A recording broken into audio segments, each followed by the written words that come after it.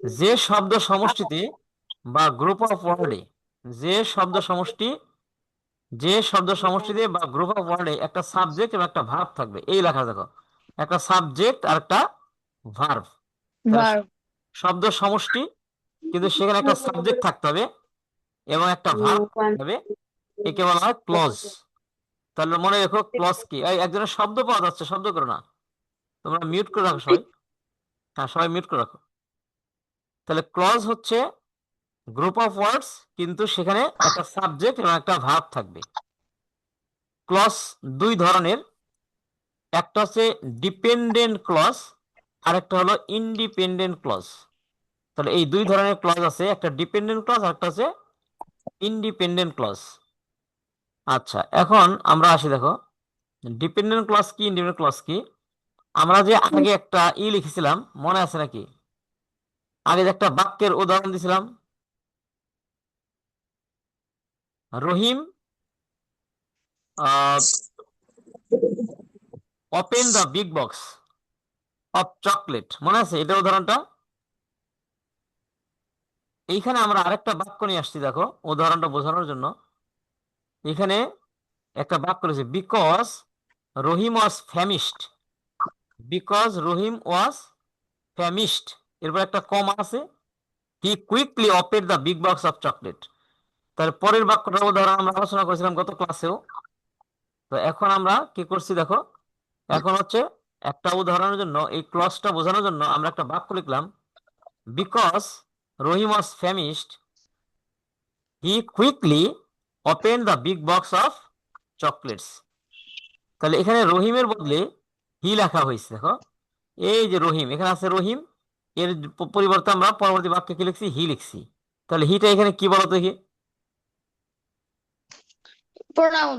হ্যাঁ, হিটা হচ্ছে প্রোনাউন। যেহেতু প্রথমে আমরা রহিম লিখলাম, পরে রহিমের পরে হি লিখলাম, তাহলে হিটা হচ্ছে এখানে প্রোনাউন।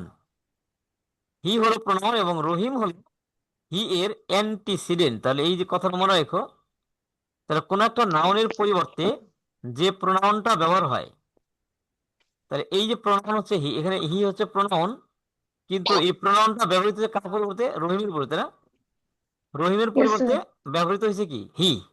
তাহলে হি, হি তো প্রোনাউন, এটা আমরা জানি, হি হচ্ছে প্রোনাউন। তাহলে এটা কার প্রোনাউন? রহিমের প্রোনাউন, তাই না? রহিমের পরিবর্তে বসছে। প্রোনাউন।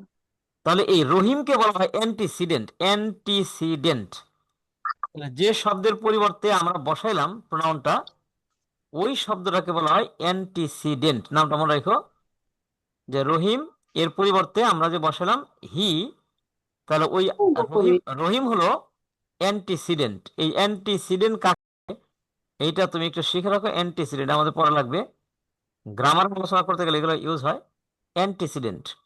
তাহলে রহিম হচ্ছে এখানে অ্যান্টিসিডেন্ট, হি হলো প্রোনাউন। এখন আসো ক্লজে। এখন আমরা এখানে কি কি লিখছি?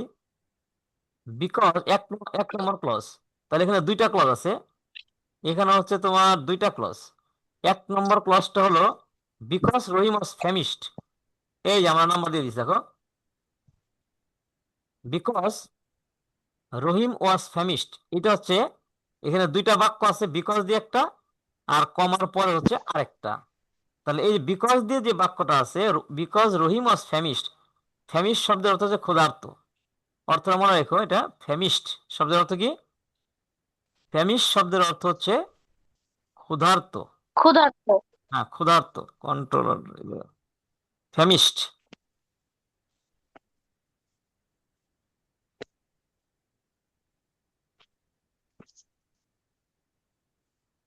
ফ্যামিশ শব্দের অর্থ হচ্ছে ক্ষুধার্ত। এই যে লিখে দিলাম এখানে, ফ্যামিশড। এই ফ্যামিশ শব্দের অর্থ হচ্ছে ক্ষুধার্ত। তার মানে বিকজ রহিম ওয়াজ ফ্যামিশড, তাহলে বিকজ শব্দের অর্থ আমরা জানি কি, কারণ, তাই না? কারণ।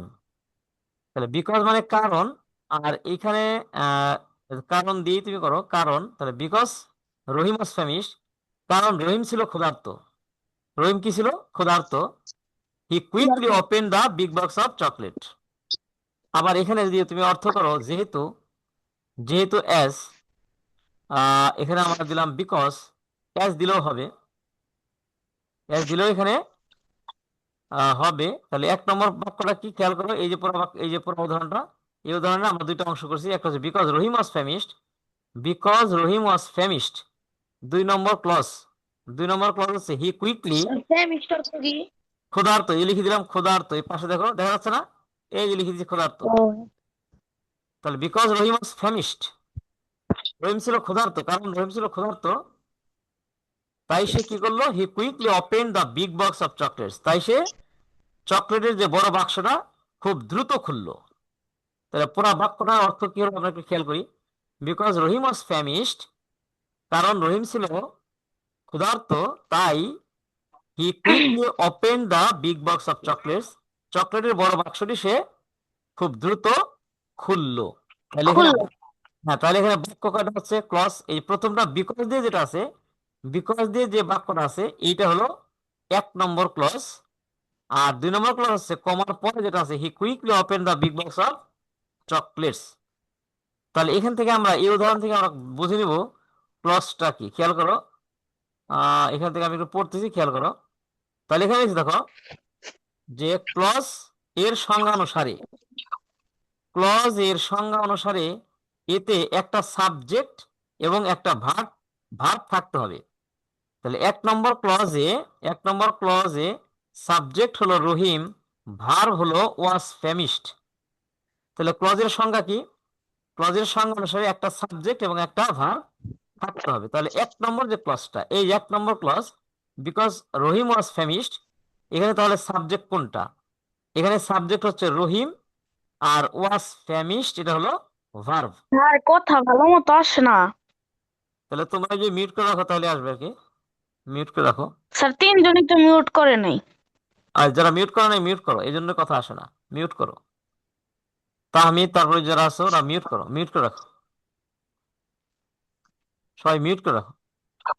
তাহলে এখানে খেয়াল করো, 1 নং ক্লজে সাবজেক্ট হলো রহিম এবং ভার্ব হলো ওয়াজ ফ্যামিশড, এবং 2 নং ক্লজে সাবজেক্ট হলো হি, 2 নং ক্লজের সাবজেক্ট কি হি, আর ভার্ব হলো ওপেন্ড।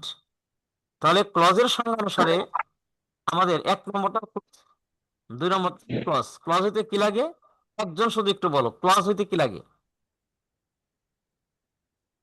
এই যে রিয়ালমি, তোমার নাম কি, রিয়ালমি তুমি বলো, তোমার ভিডিও দেখা যাচ্ছে, রিয়ালমি